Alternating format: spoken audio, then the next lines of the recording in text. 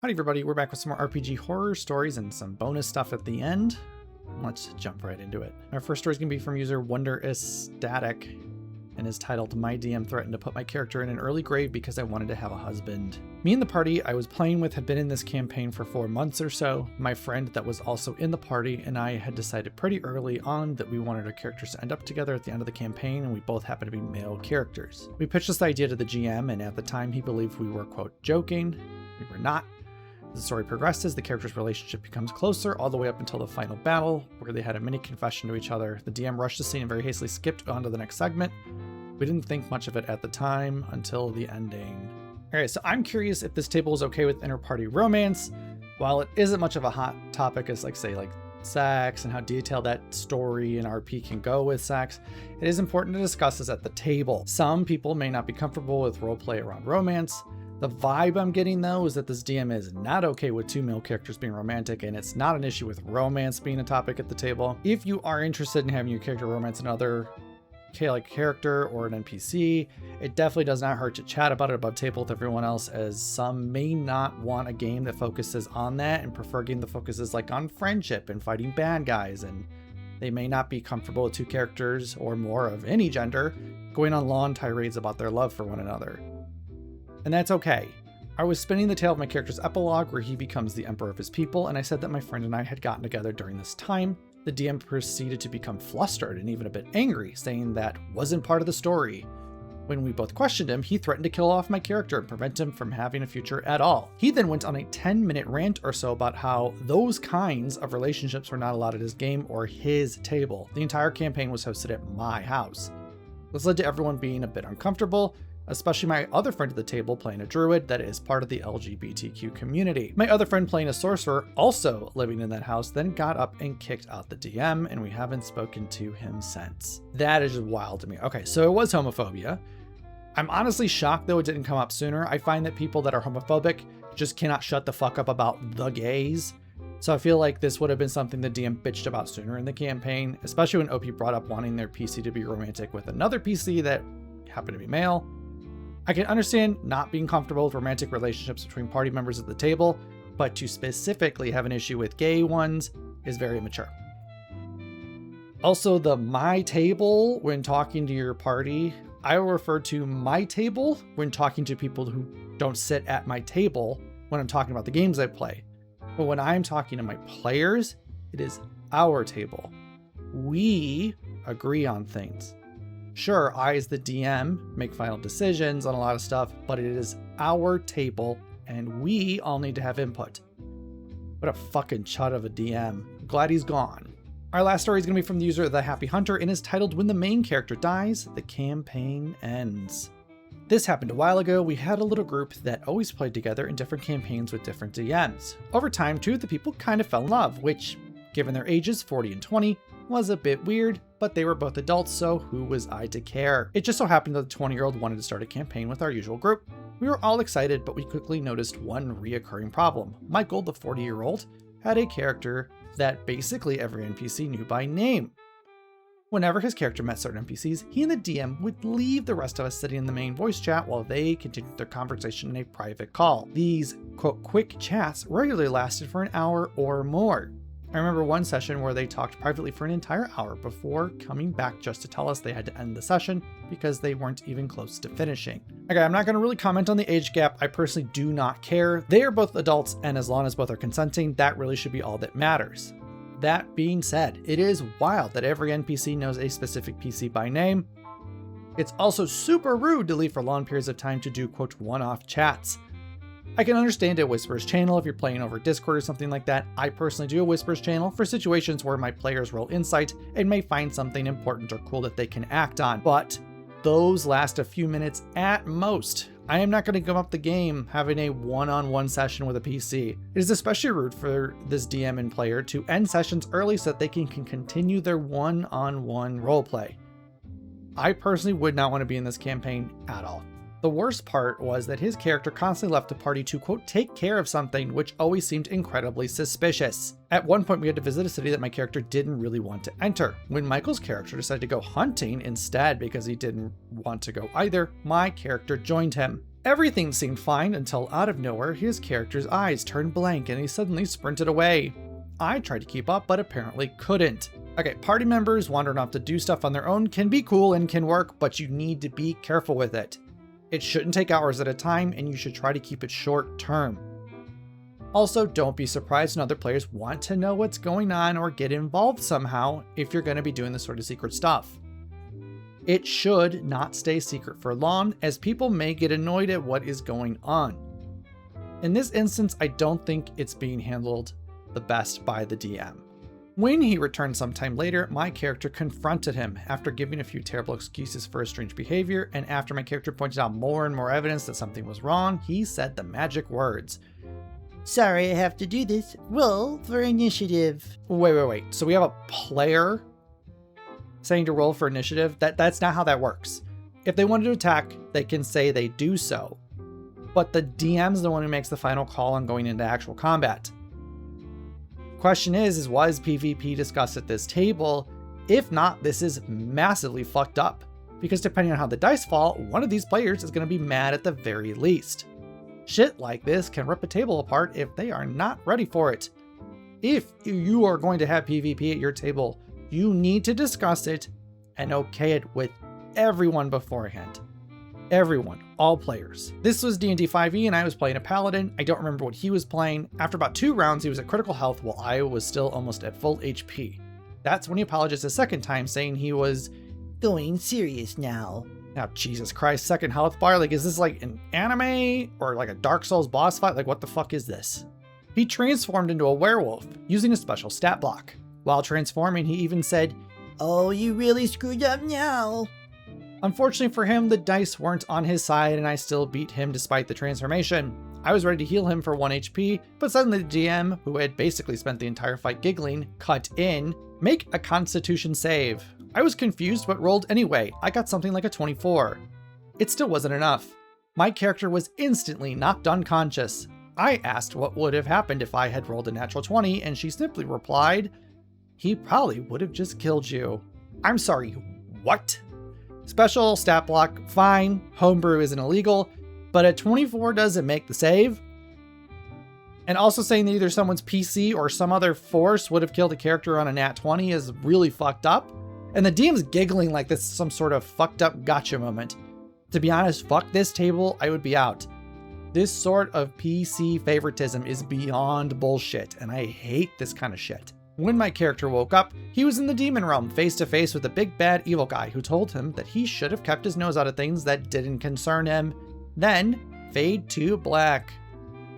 The DM informed me that because time works differently there, my character would now be tortured for 100 years so he would never oppose Michael again. Okay, so Michael is secretly the BBEG or working with the BBEG or something, I guess, and also tortured for 100 years? What edgelord hot topic level bullshit is this? This feels like the biggest gotcha rug pull moment without a cool twist. How the fuck does torturing someone also for 100 years make them like never oppose Michael again? Wouldn't you just like kill them? This is fucking dumb. We cut back to the party. My character was barely responsive, which I figured made perfect sense given the circumstances, and it just so happened that the rest of the party had also become extremely suspicious of Michael. Everything came to a head during the very next session.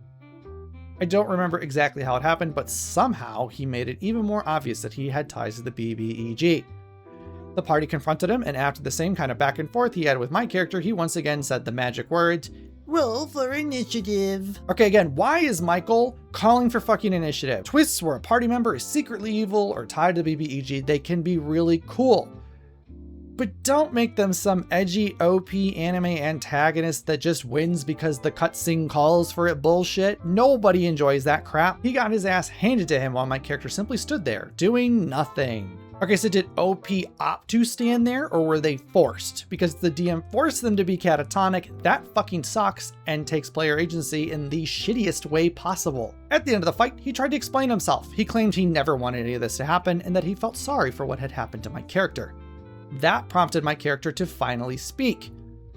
Don't you think it's a little too late for that? Then he dealt the final blow. The DM decided to end the campaign right there. Michael explained the reasoning behind his character's behavior. Apparently, his sister had been kidnapped by the BBEG, forcing him to work for him secretly while trying to bring him down from the inside. Oof.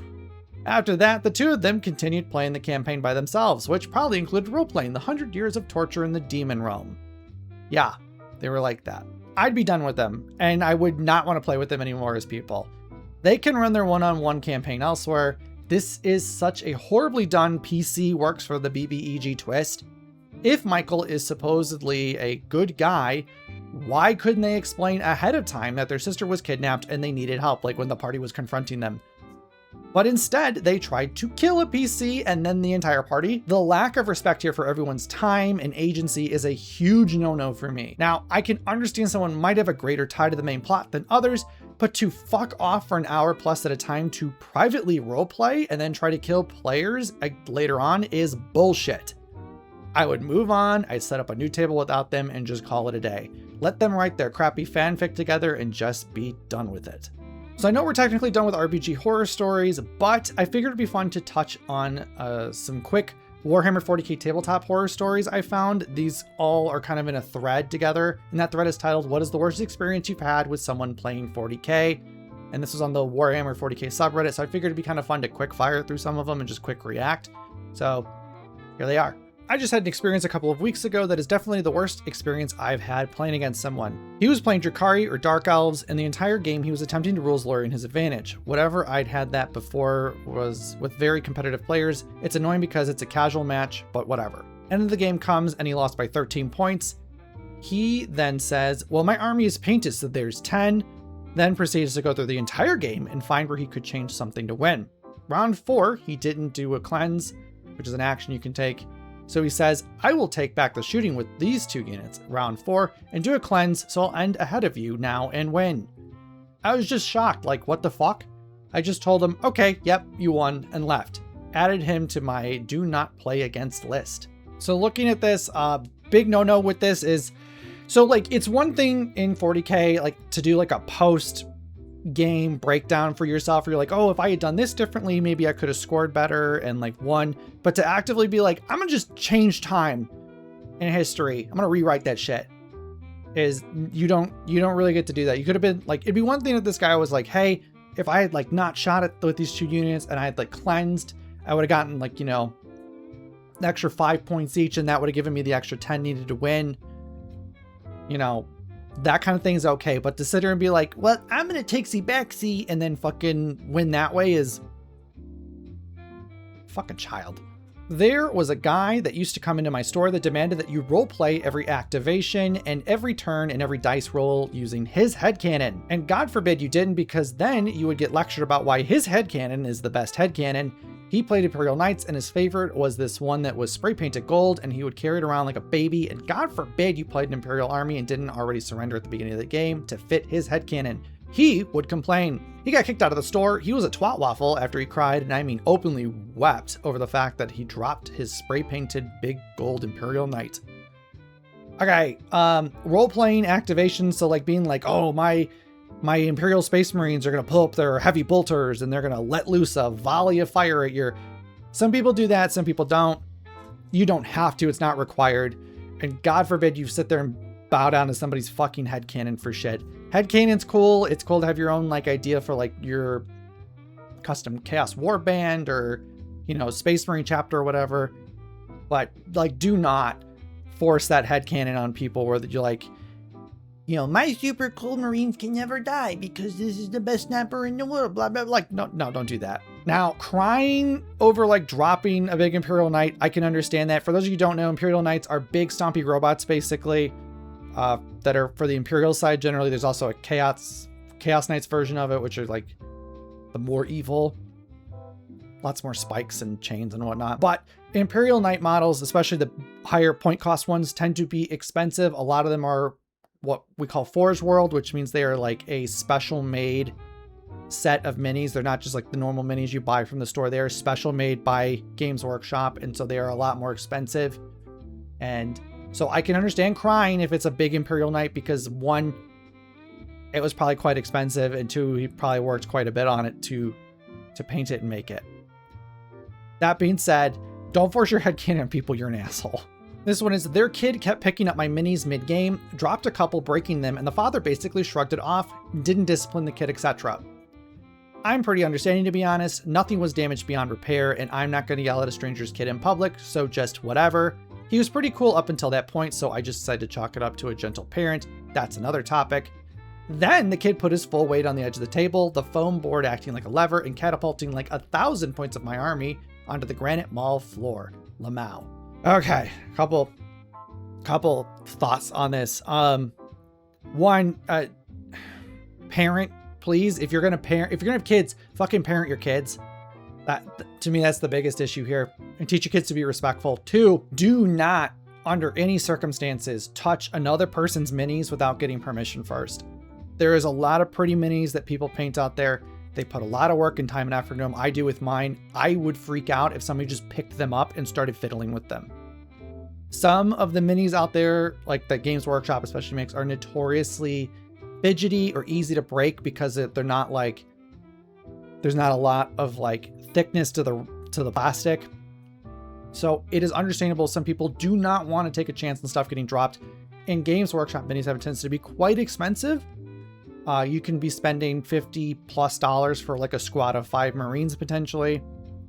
So it can get expensive, especially when you get to your bigger, cooler set pieces like your dreadnoughts, your tanks, your Primarchs and stuff like that. They're big centerpiece models. They get expensive to buy. They can be like $150+ depending on what you're getting. So like, fucking parent and don't touch somebody's minis without asking. And then on top of that, like, it's a little weird that a parent brought their kid to the game, because like that kid's gonna get bored, right? You know, like that parent's busy playing, and like a Warhammer game is not something you play in 20 minutes. A Warhammer game takes like, depending on the point value, you know, we're talking at least 1,000 points here. So that's at least like an hour or 2 game. You know, if you know how to play it. If you're playing like 2,000 points, that could be like 2 to 3 hours, depending on how well you play and how long it takes you to move around and do actions and stuff. So like, maybe don't bring your kid who's gonna get bored to the fucking Warhammer game. Maybe don't do that.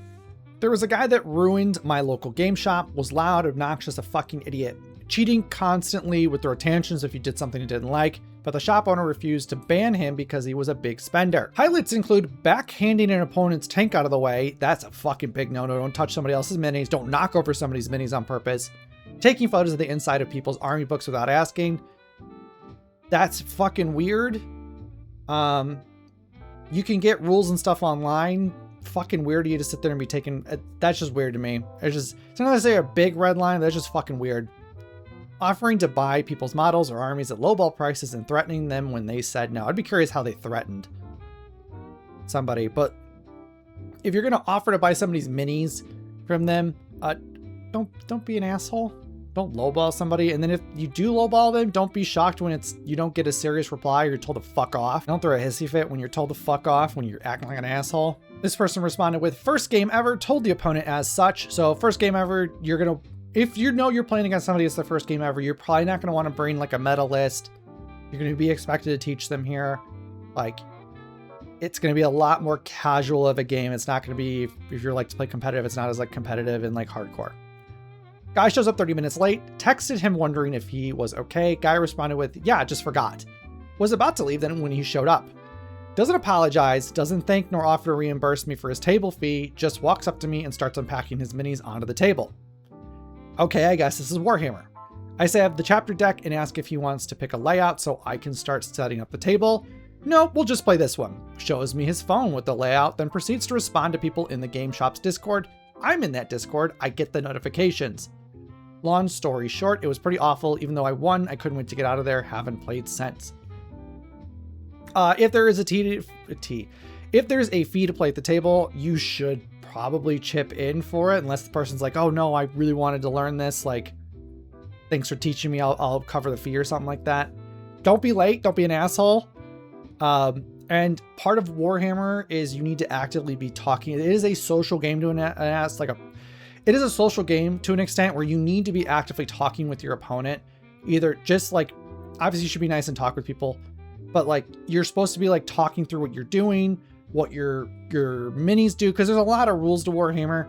And sometimes you need to talk about like intent, which is like, I intend to move this here. I want it to be like not shot. Can I move it here without it being shot? You need to communicate this stuff with your opponents. That way they're aware of what your intent is so they can respond like accordingly. So like when you show up to the table and you're like, hey, I've got the chapter deck, you know, let's decide on a layout and stuff. Don't be just like, I've got it here, and just show your fucking phone and have already picked it out. That's kind of shitty. Some of the layouts, depending on your army comp, work a lot better than other ones. So that's probably why they did that, is because like, oh, this one might have more cover, or this has more layout so I can easily jump to certain objectives quicker or something like that. It's shitty to do. At least have a conversation with like the other player. Be like, hey, I really like this layout. It's easy to set up. Or I really like this layout. It works well for my army. Would you be okay with that? Like, talk about it. Not something I think you see a lot with 11th edition now, because like depending on how your each missions and rule sets are set up for like the two armies, because there's different play styles now that like determine what you're doing throughout the game. Depending on like the detachment you pick, essentially, that will kind of decide what it is. Either it's take and hold, or purge the foe, or reconnaissance, or whatever. And like those then kind of merge with what your opponent's doing, and that kind of gives you a layout based off of like a grid system, like with maps on it and stuff. You can always pick outside of that, of course, but if you're going off of like what Games Workshop is recommending, you're gonna like match your two like your dispositions up and go from there. Told me he was bringing Space Marines with a lot of Victress Guard, which is like they're heavy infantry with like sword and shield, if I'm remembering correctly. I don't play Space Marines, so I'm expecting an infantry fight. Shows up with Chaos Space Marines with all vehicles aside from characters for buffs. Start playing and he's moving shit super fast and mumbling his rules. Starts rolling all his weapons for one vehicle at once, different dice for different guns, and snatching the dice in half a second and re-rolling everything, which I found out later was bullshit. Just a shitty dude in general. Okay, a couple things here. If you reach out to your opponent, you like somebody, if you're meeting up with somebody at a game shop and you both like agree to something, you're like, hey, I'm gonna bring this, and your opponent goes, yeah, I'm gonna bring that. You should stick to the list you guys make. Like, obviously stuff can happen like ahead of time, like last minute, you're like, hey, like maybe my model's broke or something. Or you're like, hey, I was thinking I really don't like, you know, I've been trying out this Chaos Space Marine list with vehicles. This is what I'm thinking. Can I bring that? Like, talk with your opponent. Don't just blindside them with a list, because what this kind of shit is and looks like is that you're blindsiding them with a list that counters them, because you can, certain lists work better against other lists. So like, for example, let's say you have a list that is very good about killing infantry and chaff, like fighting a horde army, basically. Somebody shows up with all super strong vehicles. Your low damage weapons that usually shoot a lot aren't going to necessarily do as well against high toughness, high wound count vehicles. So like purposely counter building a list to somebody else's is like really shitty and kind of unsportsman. Moving shit super fast, mumbling your rules and stuff like that. If there's a lot of rules in Warhammer, you have the general rules of the game. All the armies have their own specific rules and stuff too, and like stat blocks for the units. So like you don't want to mumble your rules. You want to talk it out with your opponent. And then like rolling all of your weapons for your vehicle at once. I would not do this ever unless they for some reason shared the exact same stat block. But again, I still wouldn't do this, just so that way everything's partitioned out so everybody knows what's going on, because it can get really confusing when you've got 5 sets of dice going because 5 different weapons are shooting. And everything's just, it's all, dice are getting thrown all over the place. Who God knows what's going on. Don't just snatch your dice up in like last second, because that looks like you're cheating, because you could just toss the dice down, let it sit there for a quarter of a millisecond and yank it back, and it's all like shitty rolls and you don't hit, but you're like, oh, nope, they all hit. Look at that. I got 8 went through. And then just like, don't bullshit and cheat and lie and re-roll when you're not supposed to. Like, this is just a horrible person to play against. God, I hope this person didn't deal with this person again. This is the last one we'll talk about. There's a lot in here. It's a really good thread. This one is, I had a guy argue with me the rules interpretation of my own codex. This was at a tournament. The judge came over and ruled in my favor. He decided the judge was wrong and wasn't going to allow that play to happen. I told the judge that opposing player wasn't accepting the ruling, and he basically told us to sort it out ourselves. I left immediately afterwards. Never went back to the tournament after that. I just play casual friendly games with friends. Okay. A couple of fuck ups here. One thing to not agree with the ruling. But if a judge comes and makes a ruling in a tournament, you are to stick to what the judge fucking tells you. If you don't agree with it, that's okay. But you need to do what the judge is saying, because the judges are the ones who are the final, like, deciders for rules and questions when it comes to the game. The judge should have, I feel like, kicked this fucking player out or like give them a warning or something if they didn't do it, like they were going to lose. Because to me, that is going against, like, the judge should be the be all end all. And that judge should have gotten off their ass and kicked that person for doing that. When you join a tournament, you're agreeing to whatever the rules of the tournament are, and that the judges are going to be the ones who make the final call on rules, final ruling. Because sometimes in 40K, rules are kind of up in the air, or they have weird ways of being interpreted. So the tournament organizers and the judges will make calls on how certain things are, and you need to stick with how that's being said. They're setting the tone, and you are refusing to adhere to the tone. If you don't want to hear the tone, you shouldn't be allowed to play in the tournament. So if you're really bad for this person, because that is like a really crappy way to, because I would be there too. I would kind of be in that same boat where I'm like, well, like this person's been told no, and now they're not doing it, and now the judge isn't doing anything. Like you can't call a judge for the judge, usually. So really shitty of this crappy player to be like, I don't want to accept it. Like I could get it. You'd be like, I don't agree with that ruling, but that should be like, well, the judge is saying this though, so I'm going to go with it, but I don't agree with it. And you can just leave it at that. And you can go bitch to your friends that are being like, this judge was a fucking idiot. He didn't know how to interpret a codex or whatever.